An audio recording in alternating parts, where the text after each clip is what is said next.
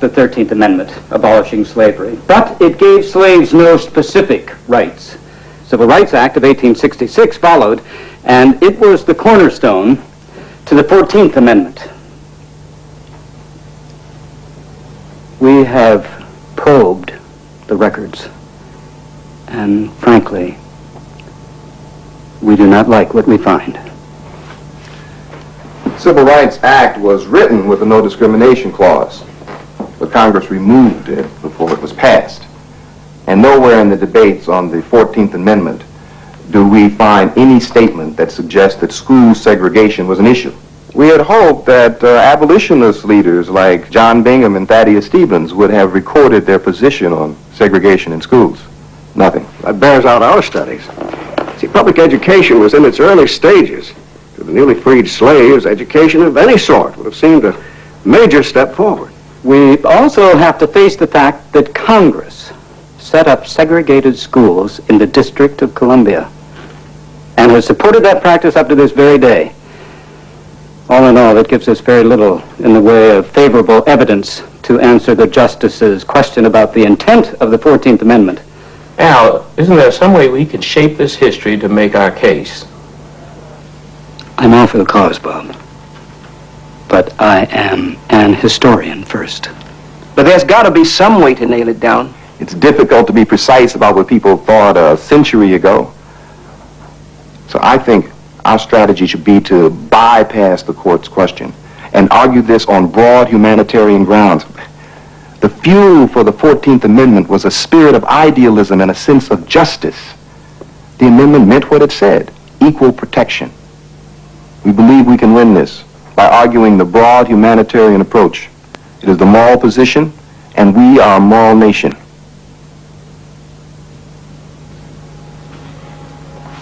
Okay, let's write it up that way.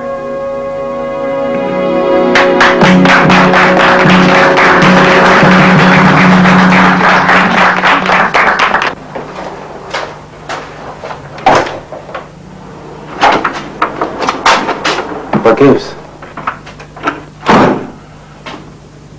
It'll never work. The broad humanitarian approach. Frankfurter will smell it in a second. You'll see it as evasive. It's too general, isn't it? It's a long shot. Where's Kelly? He's going back to Detroit, morning train. Call him at the hotel. Try and catch him.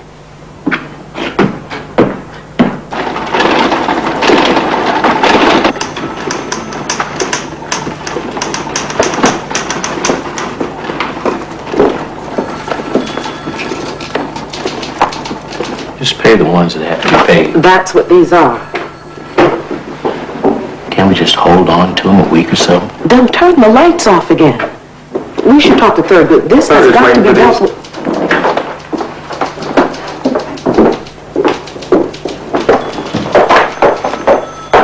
Marion? Marion, where are you going?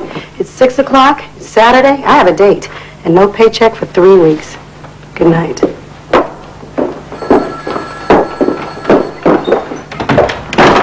Don't you know what you're doing in there? Don't you?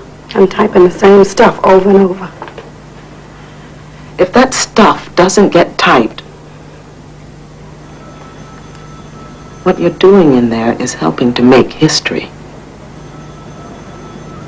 Good night.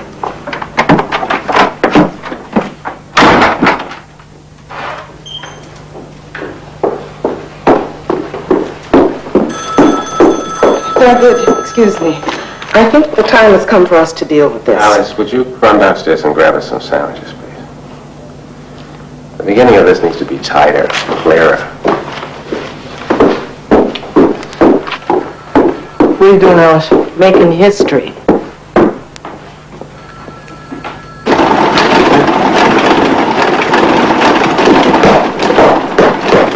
This is it!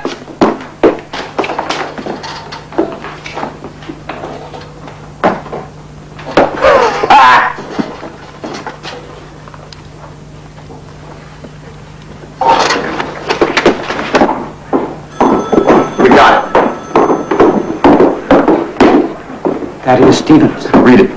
Thaddeus Stevens, in the debate on the floor of Congress when the amendment was first presented. Where any state makes distinctions between different classes of individuals, Congress shall have the power to correct such discriminations and inequality. No distinction would be tolerated in this purified republic but what rose from merit and conduct.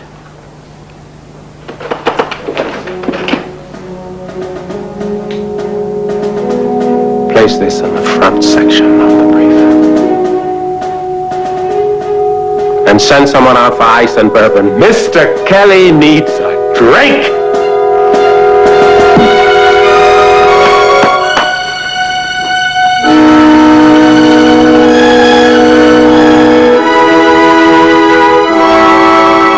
In Clarendon School District Number 1 in South Carolina, there are 2,799 registered Negro children of school age. There are 295 white children.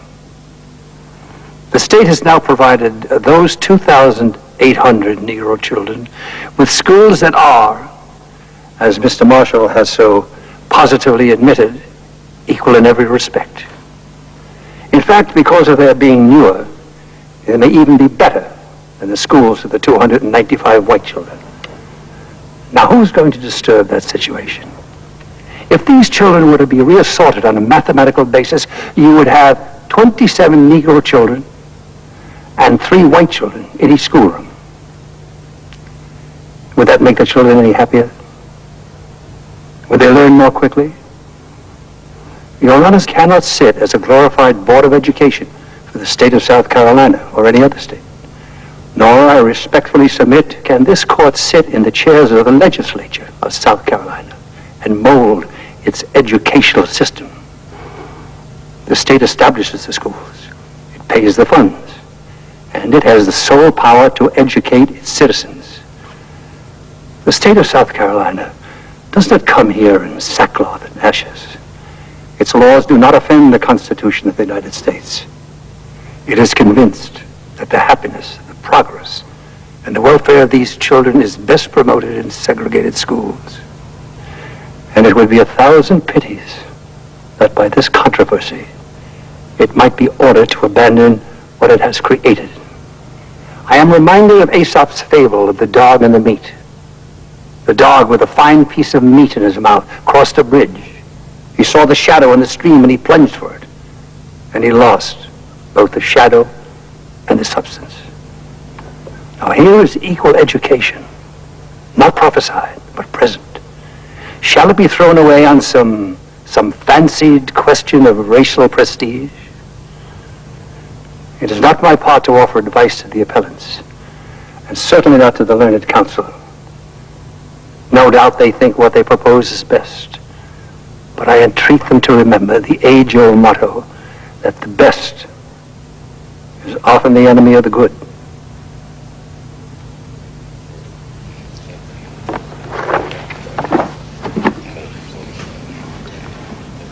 Mr. Marshall, you have 5 minutes for rebuttal.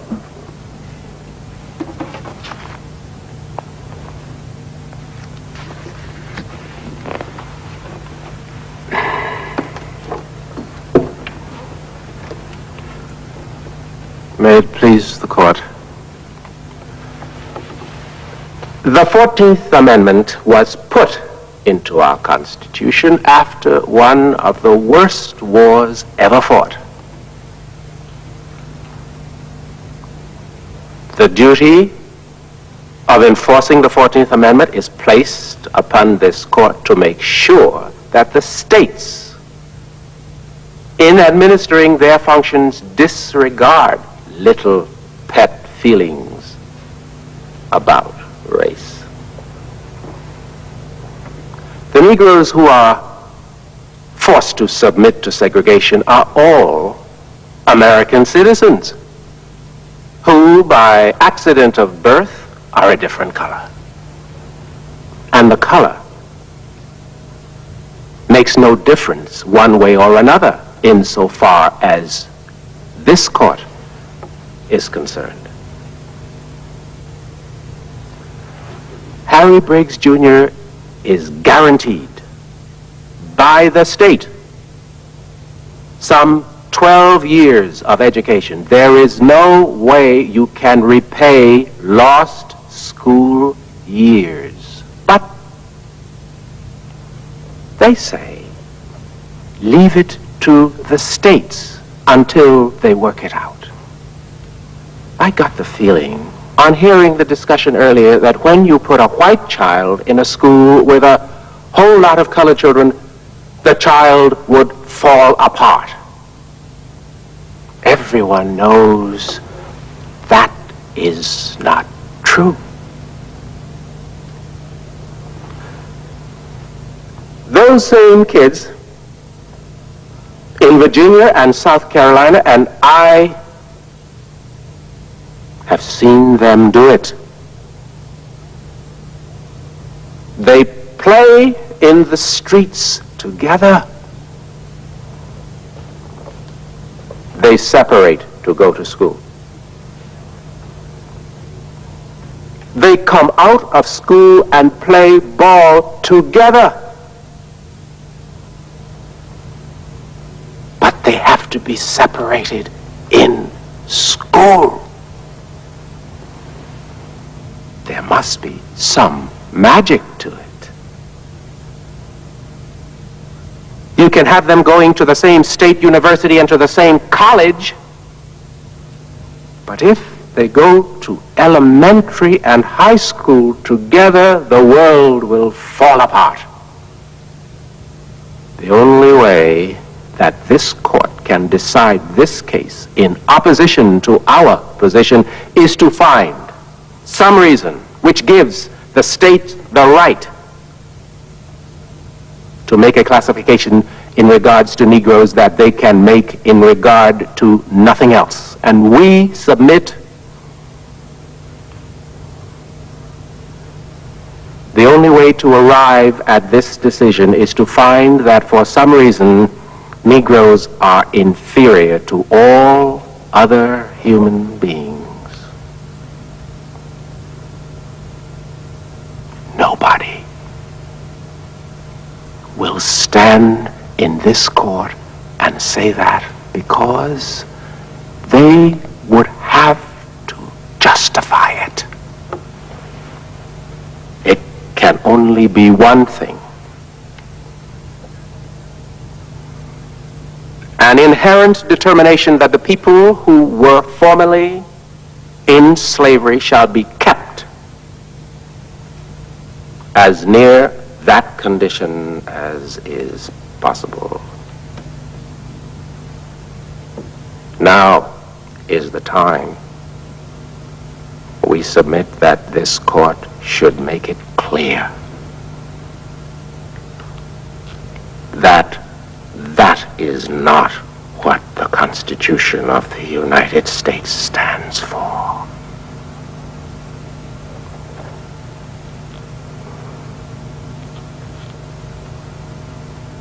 Thank you, sir. Thank you, Mr. Marshall.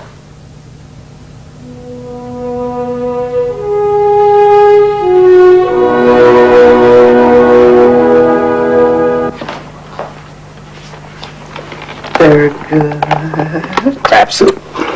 Oh, I know it's crab soup.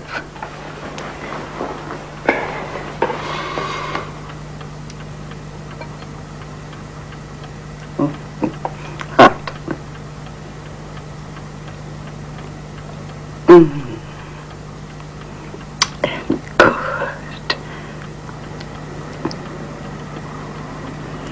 Very good, very good.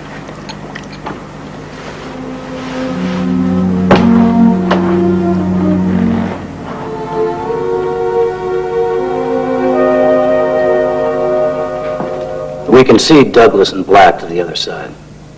Now, Reed and Clark should vote with us. Jackson and Frankfurter are leaning towards our point of view. It's judicial restraint. Now, that's 4. And we should pick up another vote from Minton or from Burton or from Chief Justice Warren. Tempest Fugit, I'm exactly where I was 1 year ago. I'm prepared to vote to desegregate. And if my vote should be in the minority, I shall write as strong a dissent as I know how. After reading over 1,500 pages, I have yet to discover a basis in the Constitution or the 14th Amendment that allows us to order the states to do with their schools that which they do not wish to do. Well, I was very taken by something Mr. Thurgood Marshall said. The only way the court can decide this case in opposition to opposition is to find that for some reason Negroes are inferior to all other human beings. Hugo, I base my view on the law, and nothing in the law tells us that we can tell South Carolina to abolish separate schools. This country has been making great strides in race relations. A careless decision here could halt that progress. How do you see that happening, Stanley?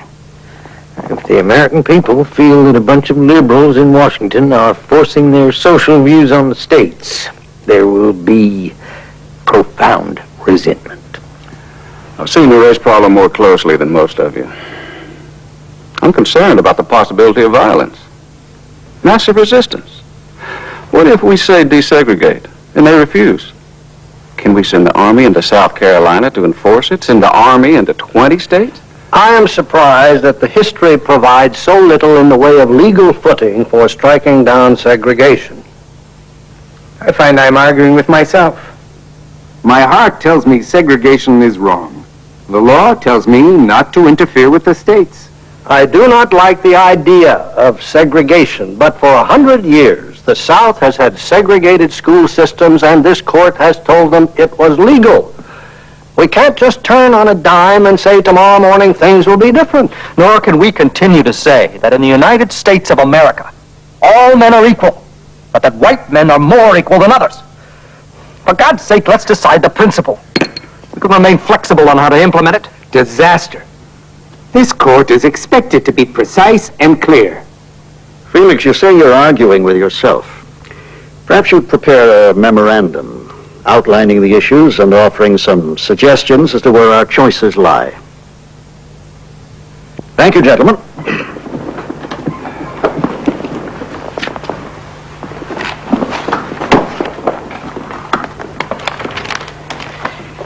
Our great civil libertarian is going to get us in the soup. Douglas is so abrasive, he makes conciliation and compromise even more difficult. He obviously feels very deeply. Douglas is a great humanitarian in the abstract. He just can't stand people.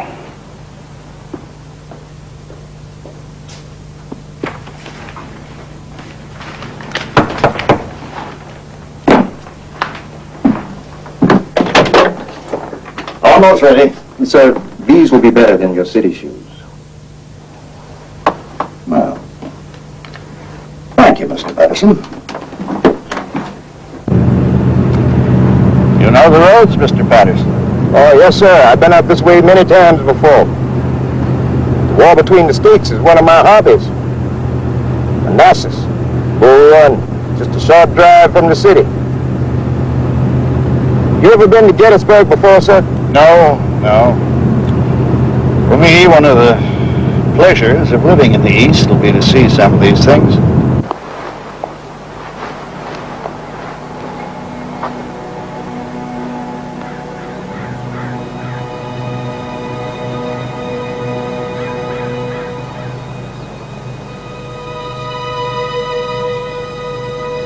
So simple, yet so strong. It is rather for us to be here dedicated to the great task remaining before us. But from these honored dead we take increased devotion to that cause for which they gave the last full measure of devotion. That we here highly resolve that these dead shall not have died in vain. That this nation under God shall have a new birth of freedom, and that government of the people, by the people, for the people, shall not perish from the earth.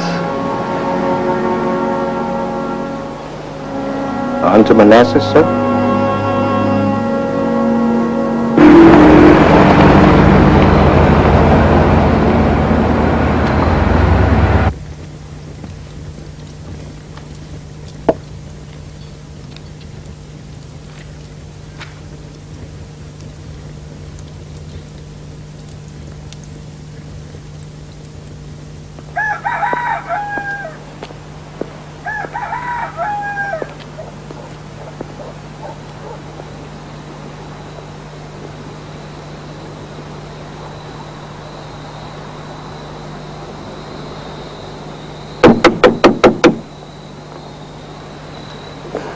been running, sir. Mr. Patterson, why are you sleeping in there? Sir, I couldn't find a place. Sir, there's no place within 20 miles of here where I...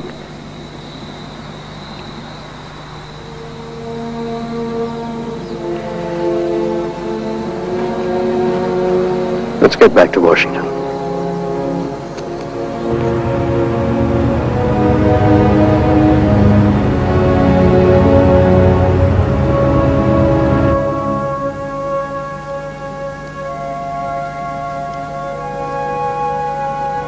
To be treated as entire citizens of the society into which they've been born.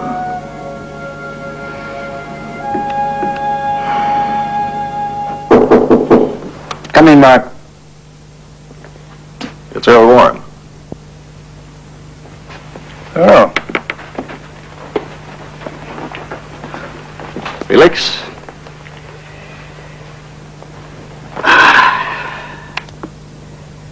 Felix, this court must vote to desegregate. I believe that this is a moral issue, one that goes deep into the soul of our nation. The more I ponder this, the more I believe the separate but equal idea is based on the concept that the colored race is inferior, and that those who sustain it must be willing to acknowledge that. Now, I believe my vote will make a majority of 5. I will assign the writing of the opinion to myself. I hope to write it in a way that will bring others with me. What do I have to do to have you with me? You're a man from the hurly-burly of public life, Earl. I'm a man from the private world of the jurist. We both know what is right here, but to you it seems less complicated. Neither history nor legal precedent gives us reason. But there are times when the court must be free to interpret the Constitution based on the changes in men's feeling for what is right and just. The humanitarian goal will have to do. But if you force a sharply divided decision, you will have accomplished no good. You must work to unite the court. How, Felix? Jackson, you must persuade him to vote with us and not to write a separate opinion. You must talk to him. Convince him, and then if you're successful, Clark, he should follow. Stanley Reed will be the most difficult. Can Reed be turned? Only by you, but Jackson first.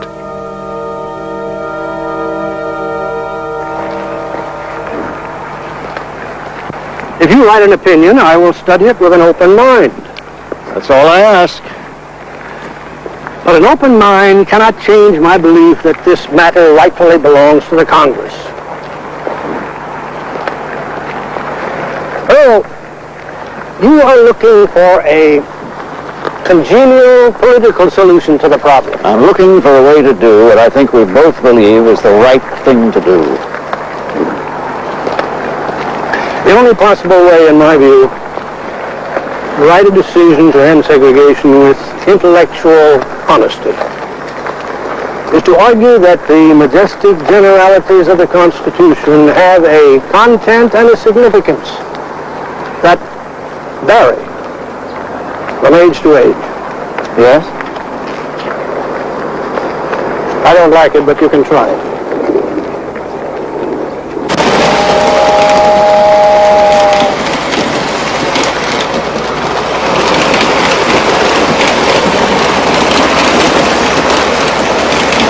I like this.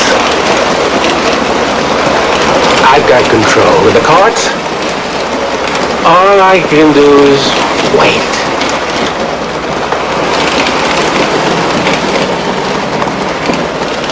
Buster, the time I got the job as a waiter with the Baltimore in Ohio, The daddy got you that job. they handed me a uniform. White coat, black pants that fit real nice except they stop just above the ankles, 6 inches too short. I went to the man in charge and I said, "Sir, I need to have another pair of pants. These are too short. The man looked me over and you know what he said?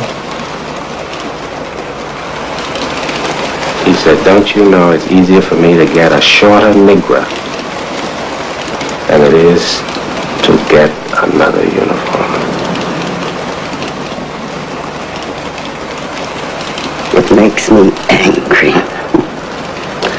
That was a long time ago. I mean about being sick. Changes are coming. Changes we never dared dream about. And I may not see them.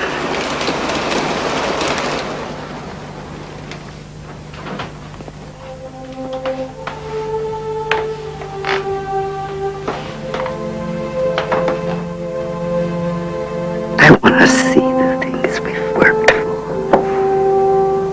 All the changes that will come. You'll see changes. You will see a different world. And you know something? You'll know we made a difference. Miss McHugh, Mr. Patterson, work to do.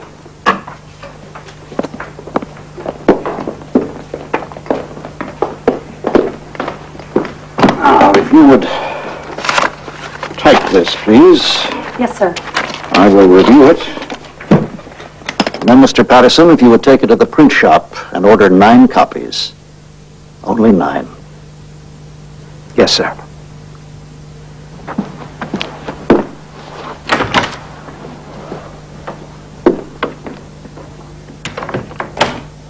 May I guess why you're here?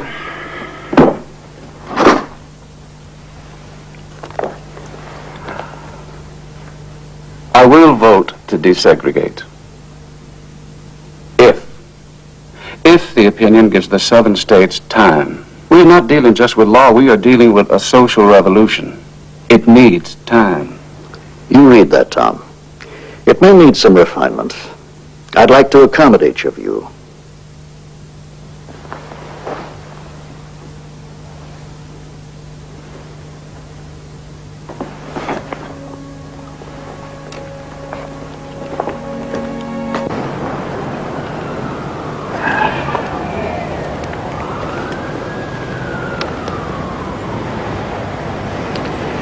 Stanley, I've written this opinion in a way which I hope will unite the court. There is a word that's been on my mind of late. Cryptocracy. K-R-Y-T-O-C-R-A-C-Y. I checked it last night in the Oxford Dictionary. It says government by judges. I do not want to see this court travel outside its authority. It isn't a question of what I would like to say, but what the Constitution will permit me to say. And all, understand this. I do not believe that Negroes are an inferior race. Sir, it's Mr. Justice Jackson. Yes? Sir, they just took him to Walter Reed. A heart attack, sir.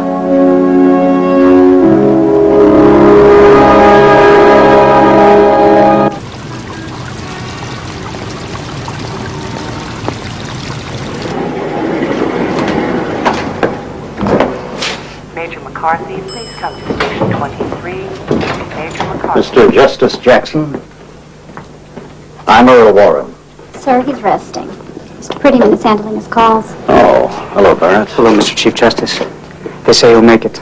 I talked to him this morning. I think he'll be okay. Good, good. Barrett, as soon as you think he's up to it, ask him to read this. It's important. I know, sir.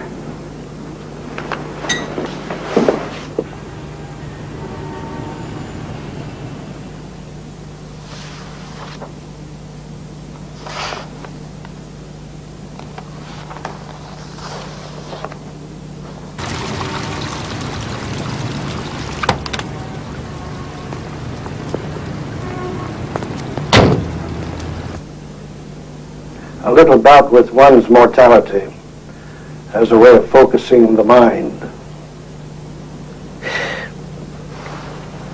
Since the end of the Civil War, the United States has been hesitating between two worlds. One dead, the other powerless to be born. What you have written is quite remarkable. In very plain and understandable words, it tells the nation what must be done and why. I'm with you, Earl.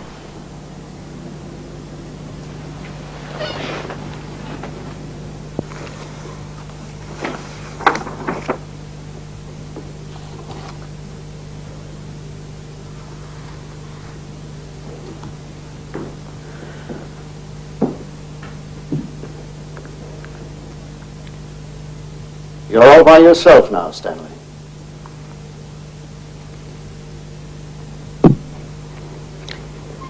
The fact remains, this court has been given no evidence that the nation knew a century ago that it was outlawing... Stanley, we have 8 votes to desegregate.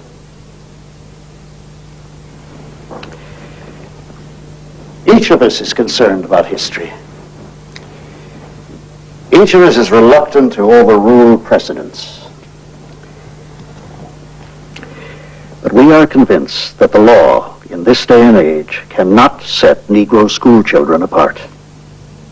Not in the United States of America. This country has been making consistent progress in race relations. This decision could impede that progress, halt the march. A piece of paper cannot eradicate the fears and prides and prejudices of the people. Earl, if this court tries to force the southern states to change overnight, there will be resistance, litigation, disobedience, and years of conflict.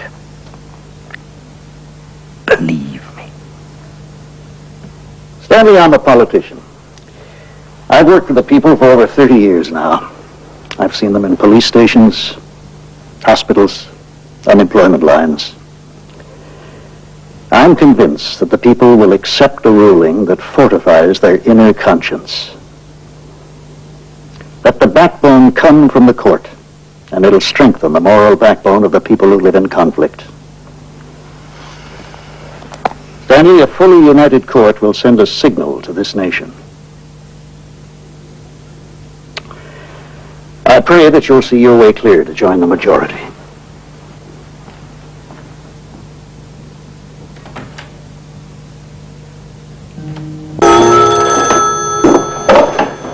Hello. I'll be on the midnight train.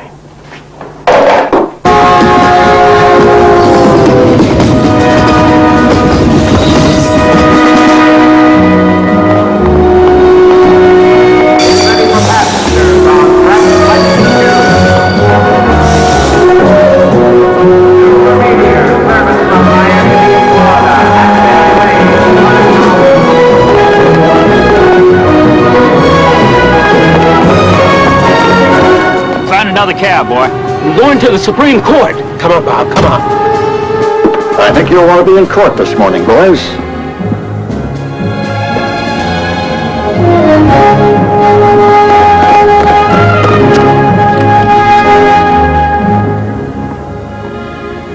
Nine copies, sir, for the brethren.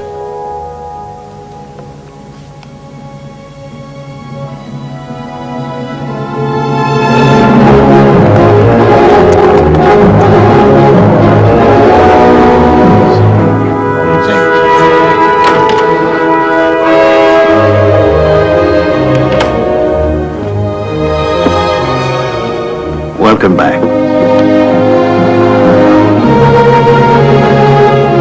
Welcome back. Good to have you back with us. All rise.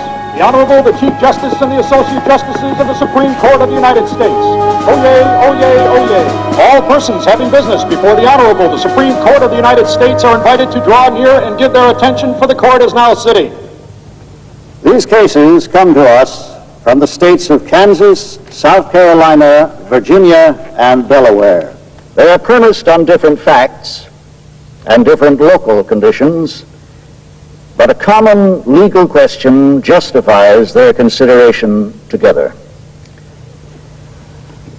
In approaching this question, we cannot turn the clock back to 1868, when the 14th Amendment was adopted, or even to 1896, when Plessy versus Ferguson was written. We must consider public education in the light of its present place in American life. Only in this way can it be determined if segregation in public schools deprives these young plaintiffs of the equal protection of the laws.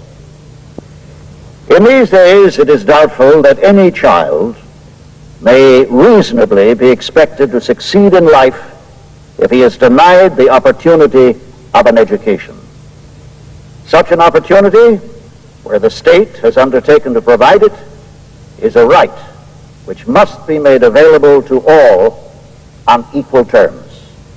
We come then to the question presented.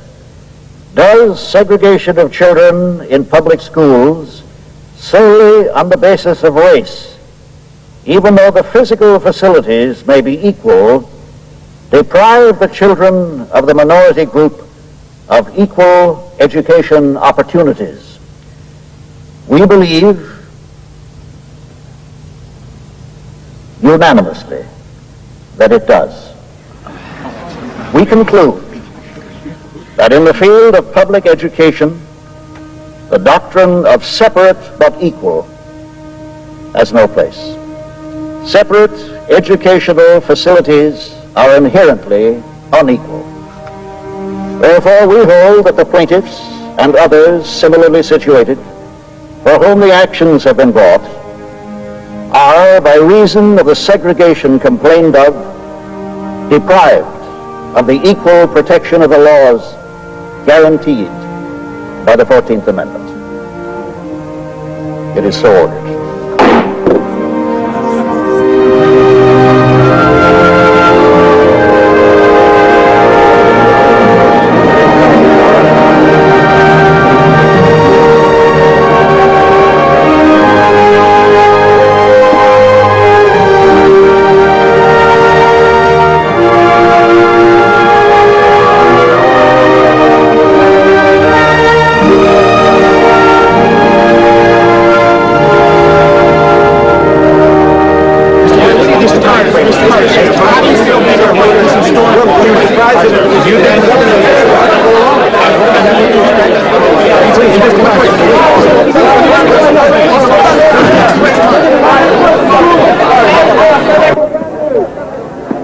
Buster, it's me. We did it. Unanimous. Buster, I love you. A bulletin to CBS News in Washington.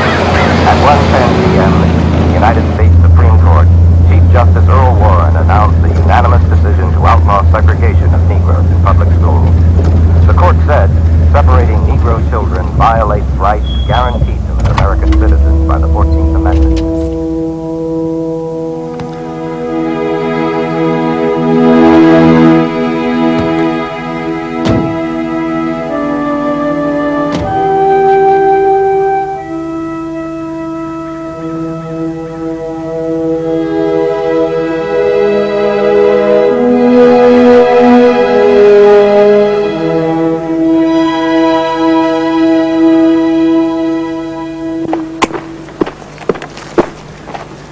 Father? Morning, Julia.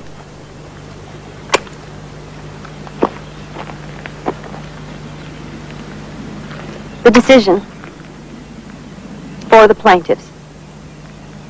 It was unanimous.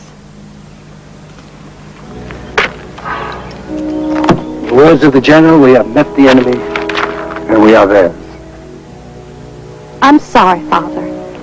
Someday I'm going to learn to accept good advice when it's offered.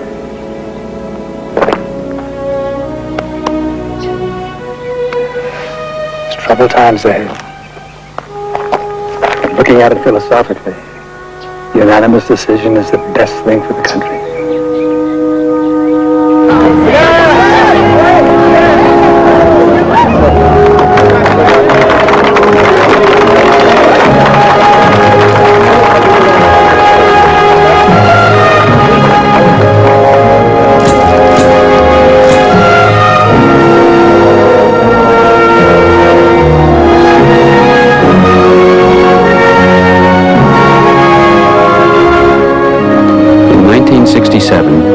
Thurgood Marshall was named Associate Justice of the United States Supreme Court.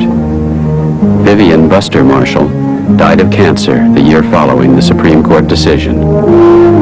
Harry Briggs Jr. never attended a desegregated school and never had an opportunity to go to college.